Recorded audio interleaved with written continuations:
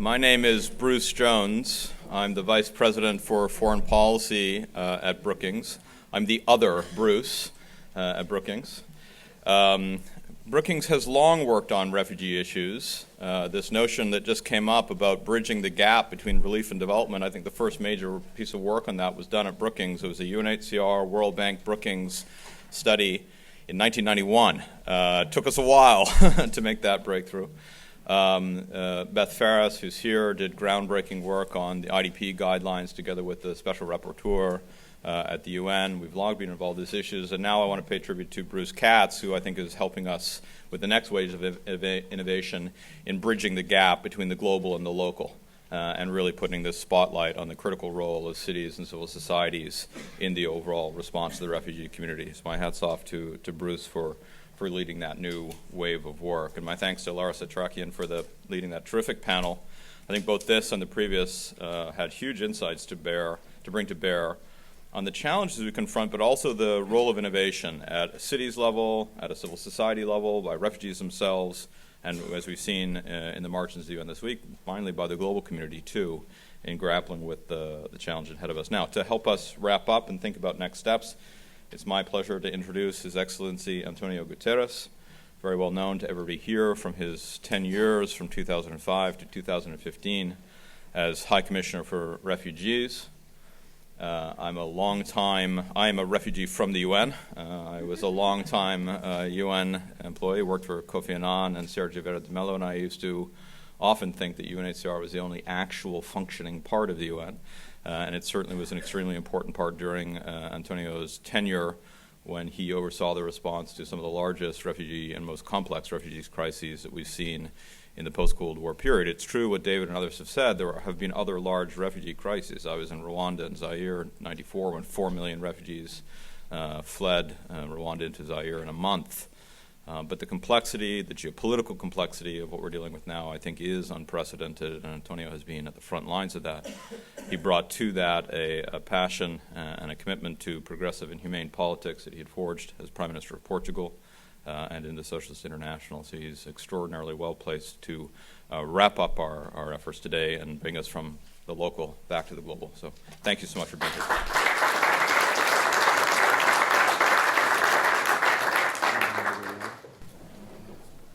Well, first of all, thank you very much for this opportunity. It's a great pleasure to cooperate with Brookings.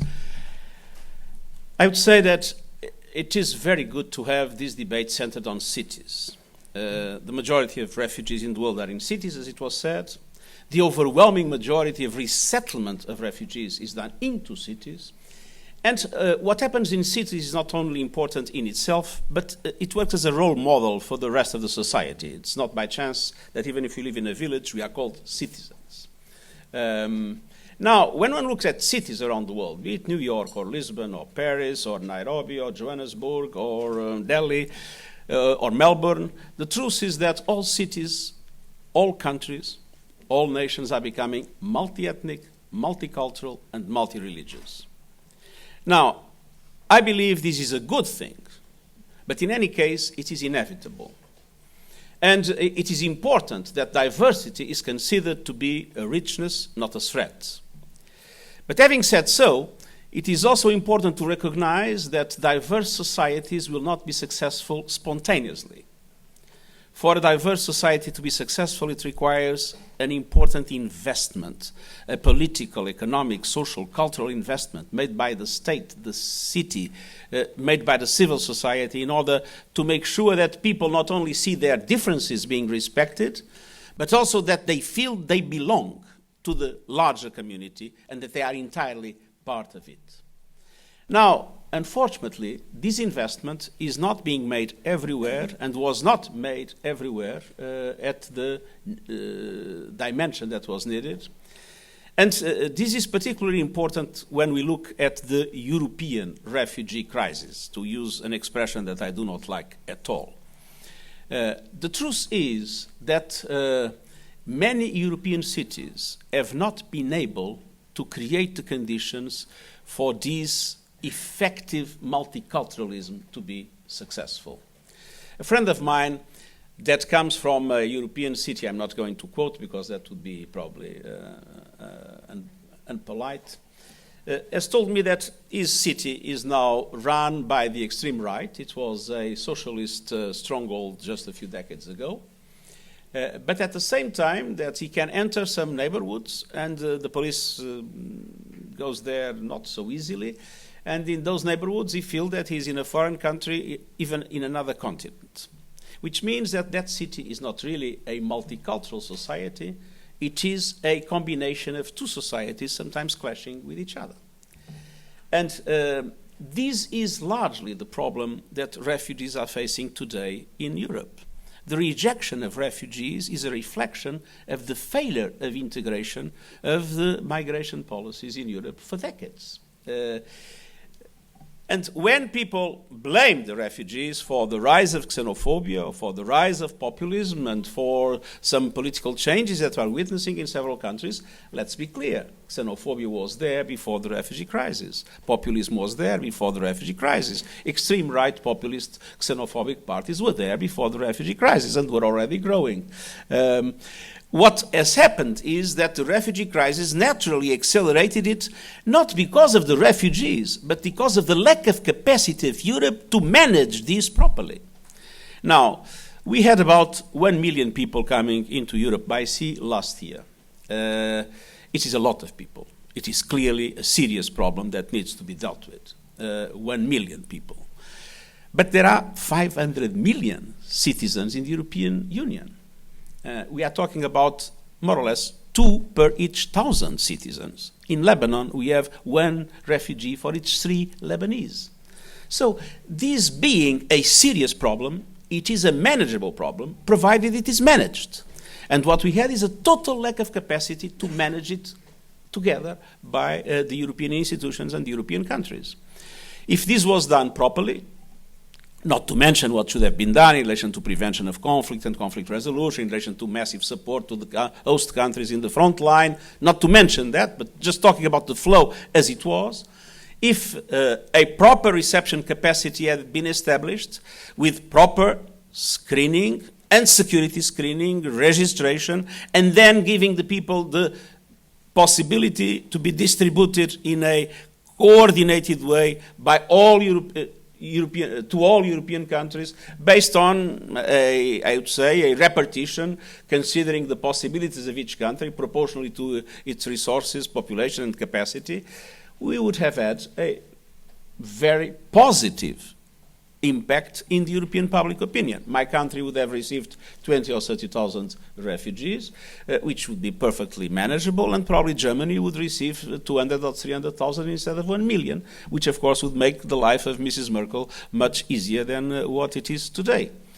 The problem is this was totally impossible. There was not the political will and the solidarity for the Europeans to come together and to manage together this problem. So Greece was left alone. And being left alone then, of course, not being able to absorb all these people, not being able to distribute it, the people moved on through the Balkans. And what the Europeans saw in the villages, in the cities, was on television every night was a massive flow going from border to border through the Balkans in a way that was totally uncoordinated, in a way in which nobody seemed to be in charge. And of course the impression for many was, oh, this is an invasion. They are going to come. They are going to come to my village. They are going to come to my city. Nobody is managing it. It's a threat to our identity, to whatever, to our stability. And this has, of course, easily accelerated the movement towards radicalization of xenophobia and other very disgusting manifestations that we have witnessed. Now, the result was that progressively borders started to be closed. And with borders closed in Europe, that had a very negative impact also in the rest of the world. Can you imagine what a Jordanian or what a Pakistani or what a Kenyan will feel when, having had hundreds of thousands, sometimes millions of refugees in their countries, they look at much richer countries and say, but they are closing their borders. Why are we keeping our borders open? And so refugee protection has had a very negative impact in the recent months or in the recent 2 years. And I'm very worried with that fact that, to be honest, I was not expecting during my 10 years of tenure as UNHCR, where I've seen essentially borders open and refugee protection being granted according to international law. Now, to make things worse, there was at a certain moment this idea that refugees are also responsible for the increase of terrorism, and namely for the increase of terrorism in Europe. Now, it is always possible for a terrorist organization to try to infiltrate the refugee flow, as it is possible to try to infiltrate any population. That is why screening, registration, security screening is important. And when that is done properly, it makes the refugee card the most stupid card to use to enter a country. But the truth is that the terrorist problem that we have in Europe is largely homegrown. When you have a large youth community that that lives in a neighborhood that has been underinvested in education and health, that finds a difficulty to find a job. I mean, if you are called Mohammed in some European societies, it will be much more difficult for you to find a job than if you are called whatever name that is typical of that country. With people feeling discriminated, with people feeling second generation that is a citizen. They are citizens of the country, but they feel that they are rejected and they no longer are citizens of the country of origin of their family. This creates serious identity problems, and it's so easy. With people feel frustrated, it's so easy for the propaganda of the organizations we know and the fact that so many are fighting in Syria or Iraq or whatever. It's so easy to use these frustrations to facilitate the propaganda and the recruitment of terrorist organizations. Terrorism today in Europe is largely a homegrown problem and needs to be addressed as such. It's not a refugee-induced problem. And this means that we need to be able to forge an alliance to fight simultaneously violent extremism and populism and xenophobia, because they are allies. When some European leaders were saying that they cannot accept Muslim refugees, they became the best allies of the Daesh propaganda, because they were, to a certain extent, of course they were not justifying, because nothing is justified in a terrorist activity, but they were helping to justify the kind of arguments that Daesh can use to recruit people, namely in their own countries. This alliance is absolutely essential at this moment, and cities are probably the best place where these alliances can be built, because they can involve the communities, the different components of the communities. They can involve the leaders, the local leaders. They can involve political leaders at national level to make sure that we are all able to join efforts to confront, as I said, in a combined way, both violent extremism and xenophobia. Let me finish with an appeal. Of course, it's very important to improve conflict prevention and conflict resolution. It's very important to systematically increase the support to countries that are countries of first asylum. But it is absolutely crucial to recognize that resettlement is a fundamental component in refugee protection. I had the opportunity just to cite 3 examples, in Chicago, in Melbourne, and in Montreal, the 3 more traditional resettlement countries. I've seen families that had come from refugee camps in which people would live in terrible circumstances, and those families all of a sudden, they had a business, the children were at school, some at university, others have already been graduated. I mean, it's such a difference. You can't imagine. So resettlement is a very important tool for protection of people, for a future to be offered to people. It's a strategic tool to make other solutions also being possible, namely local integration and voluntary repatriation. But we need really a quantum leap in resettlement. We need really to boost resettlement numbers, and I hope that the recent summit and the promises that were made in that summit will create the conditions for that to happen. And I believe that initiatives like this one will help create in the US public opinion a positive dynamics in order to have a stronger and stronger role of the United States leading the world resettlement community. Thank you very much.